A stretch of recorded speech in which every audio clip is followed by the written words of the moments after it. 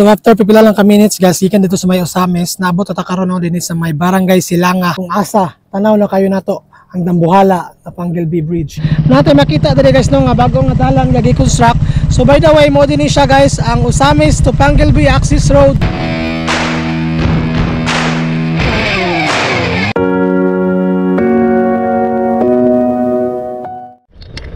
So what's up guys, welcome back to our vlog. So, bagong adlaw, bagong adventure. Mahinumduman nga sa first quarter na atong tuig 2020 gisugdan pag-construct ang usa sa mga mega infrastructure project dinhi sa tuwa sa Mindanao. Mao kini ang dambuhala nga Panglb Bridge nga buot mo konekta sa syudad sa Tangub padulong dito sa Municipality of Tubod sa Lanao del Norte. Karong adlaw guys, bisitahon nato ang nasampit nga proyekto. Ikan sa atong area, hinahanglan lang nato mag-travel og more than 1 hour para maabot na dito. So unsa pa atong dugayan guys? So tara, kuyugi ko ninyo.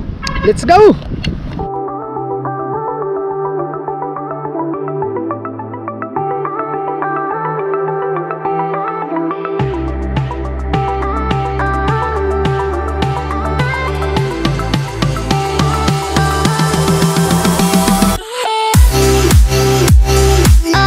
After mga 30 minutes of travel guys, nabot at karon din sa may side sa Osamis City Coastal and Bypass Road kung asa natin makita dali guys no nga bagong nga dalan nga gi-construct.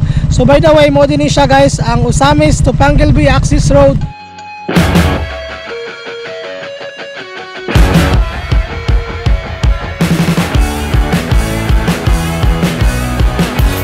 So gikan diri sa may sentrong area sa Osamis, once mahuman kini nga kalsada din babaybayin niini ang mga coastal nga barangay nga sakop sa Osamis City and Tangub City. Diretso dito sa may Barangay Silanga kung asa located ang starting point sa may approach road sa Panglb Bridge.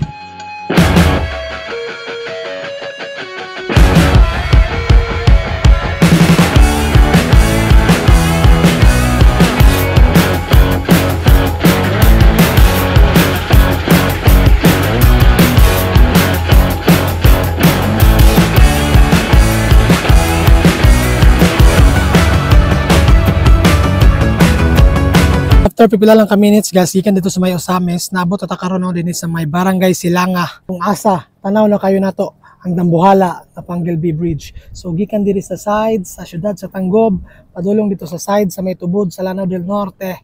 Makita na to nga halos duol na lang gyud kaayo ang both sides sa maong Panglb. Apan sa pagkakaroon guys, samtang ongoing pa ang konstruksyon ining maong tulay, nga tuwa lang mabuhat no kung madto ta dito sa pika side sa maong Panglb is that pwede ta mo sakay og bangka gikan dito sa side sa syudad sa Tangub padulong dito sa side sa Tubod Lanao del Norte, and pwede pud ta mo libot no, libuton na to ang Panglb baya Mulabe, Aurora, Zamboanga del Sur hantod nga maabot ta dito sa may Tubod Lanao del Norte. And lastly, pwede ta musakay og barge dito sa may Osamis Port patabok dito sa may Mucas Port. Pero once mahuman kini nga tulay guys, once mahuman kini nga proyekto, then ang naandan nga kapin 2 ka oras nga travel time mamahimo na lang more than 7 minutes.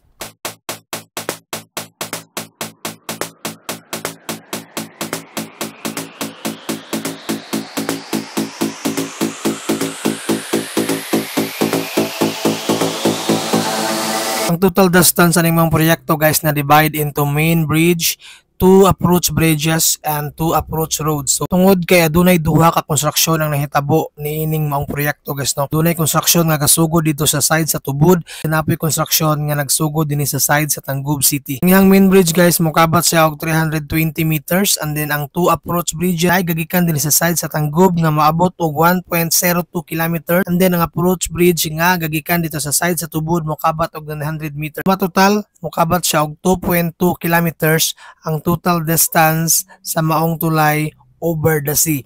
And then aduna kitay duha ka approach road no, nay approach road nga gikan diri sa side sa Tangub nga maabot og 360 meters, nay approach road nga gikan dito sa side sa Lanao del Norte dito sa Tubod nga mokabat og 569 meters. So all in all guys, ang total distance aning maong proyekto mokabat og 3.7 kilometers.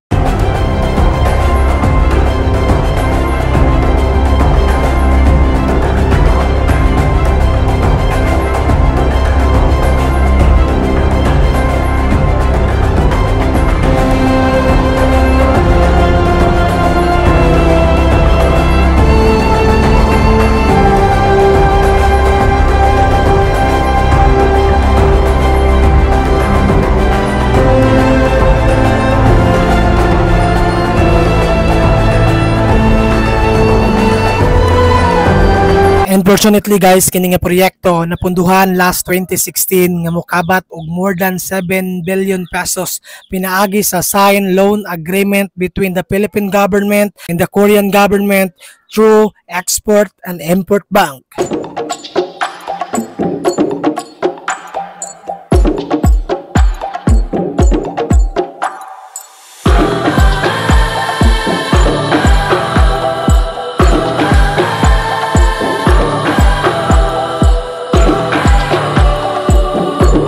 Once mahuman kini nga proyekto guys, na-consider kini isip usa sa pinakadako nga infrastructure development dinhi sa atwa sa Mindanao. Tungod kay makahatag kinig dugang kalidad sa transportasyon, dugang kalidad sa ekonomiya, dili lang sa probinsya sa Misamis Occidental ug sa probinsya sa Lanao del Norte, patapil na niini ang tibuok parte dinhi sa Mindanao.